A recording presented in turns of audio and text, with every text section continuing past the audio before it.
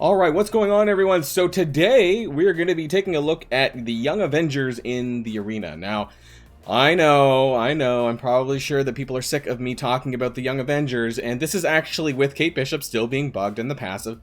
And I think that if they were to fix this, it would actually make them even stronger in their ability to be able to punch up and beat other teams, because the sustain that they have with Squirrel Girl is very, very huge.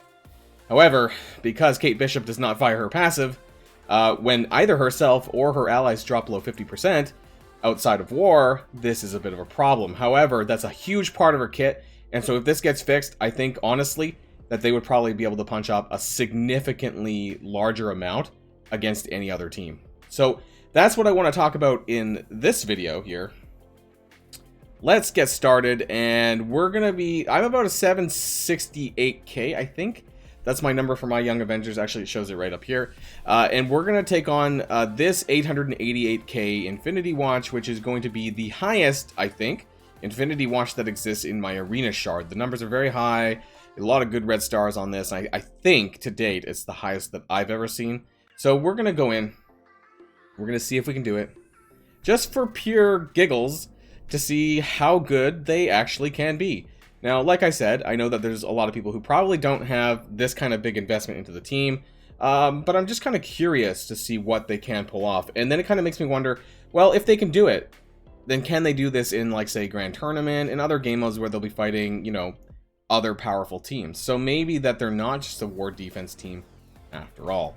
And so we got, unfortunately, oh, that actually might help. So we got an ability block on Echo, but now that we pushed Squirrel Girl's turn bar, unfortunately, unlike war defense, you know, it doesn't cleanse beforehand, so the heal block, unfortunately, will still stick, and so that she's not going to get healed in that way. But we're going to try and do what we normally do if you do Infinity Watch versus Infinity Watch, and I don't know if that's the right way or not, but normally I would go for Phyla-Vell first, and then Moondragon, and then the rest of the team, usually Gamora afterwards. So that's kind of my plan here. Obviously, I can't remove any of this, so I'm just going to do as much damage as I possibly can here with America Chavez as a special, which still hits fairly hard, all things considered. And we get a lot of chucking from Echo over here, so we're going to try and do that. I don't think we're... Oh, we managed to flip on the defense down. A little bit surprising. And they're stuck on Miss Marvel, which actually is fine. We're going to chuck over here on Phyla-Vell. Unfortunately, she got healed back up again, but with all the extra damage, I'm hoping that it might do something.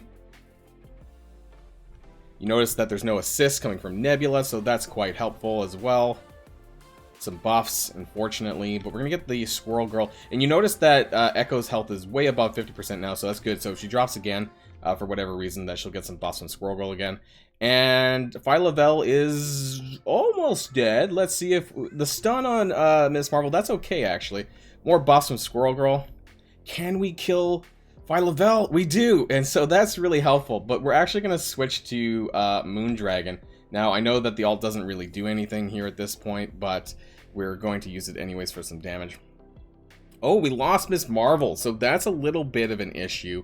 We'll see if that actually impacts us enough. We have the charge here for the ultimate, and we land some skills. Actually, you know what? Nebula's getting her ass kicked, but we're going to see. Can we get Moondragon down? Because I think this is going to be really important. We're going to save that special in case we need it later. Look at all that extra damage. Unfortunately, though, losing Miss Marvel in this instance, I think, is a small issue because we're not getting all of those vulnerabilities and assists anymore. Some of them still have that, so it might not be a huge deal.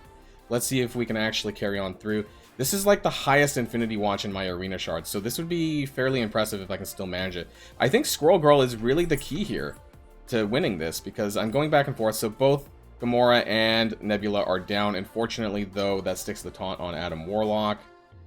I think as long as Squirrel Girl survives, she's the key member here to keeping everyone alive, you know, getting all those buffs up, and assuming that your characters are high enough, then you can just heal it back up, because Squirrel Girl does a lot of health. America Chavez is already back at full health. So I want to go back onto Gamora, though, because really she's the main issue here. So as long as I can beat into Gamora, that's kind of my main goal here, I think.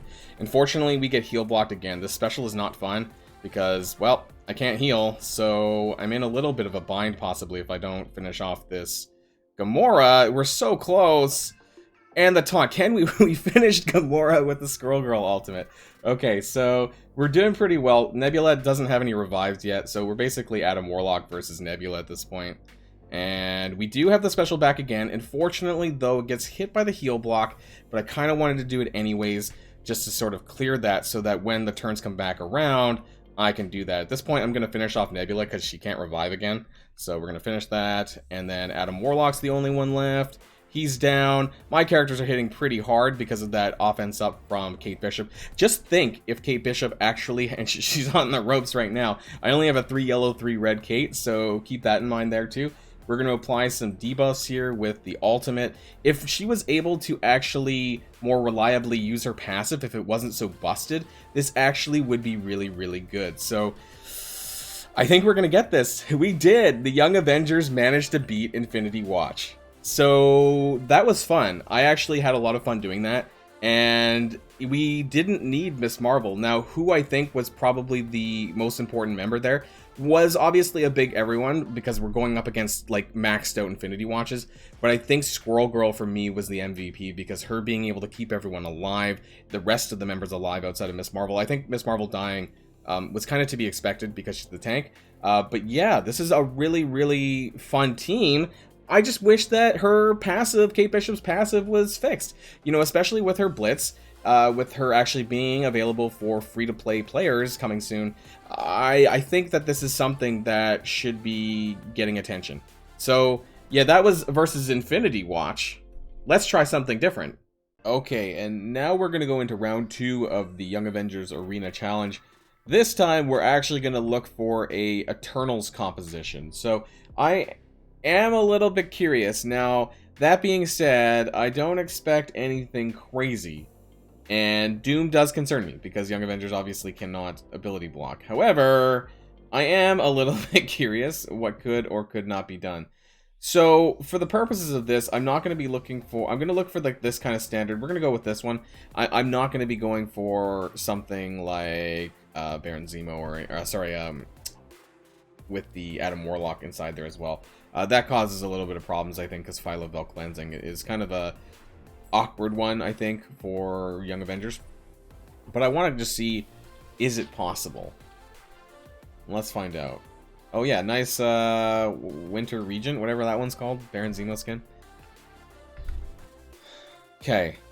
So, I actually thought that maybe... Yeah, see, that was what I was hoping for. That's kind of interesting. So my hope was that actually my Kate Bishop would survive. I think she's a little bit too low, being 3 yellow, 3 red. So what I was actually hoping for was this scenario where they all survived, got all the buffs, even after the Icarus Blast, and we would heal and actually carry on through. That being said, I think after that, probably Dr. Doom would have been a problem. I don't know we would survive the time platform. I have no way of ability blocking, so I don't know if that would have been possible or not. It was just a thought, and it didn't work. But that's okay, because maybe I'll come back and try again when my Kate Bishop is a little bit higher, and who knows, maybe I will be surprised. Unfortunately, though, we didn't make it through that. It was worth a shot anyways, so yes, that's the end, I guess, of the Arena Challenge for the Young Avengers, because there's only 2 teams, Infinity Watch or the Eternals with Doom. That's all I see in my Arena Shard. I don't know about you all, but it was fun nonetheless, because I like to try and see what I can do with my Young Avengers, and, you know, at the end of the day, Squirrel Girl is an MVP, and I think she's really worth some of your gear, even without using the team. I love Squirrel Girl, but maybe I'm biased. So that's the end of this video, and of course, until next time, stay safe and healthy, and I'll see you all later. Boilon signing out.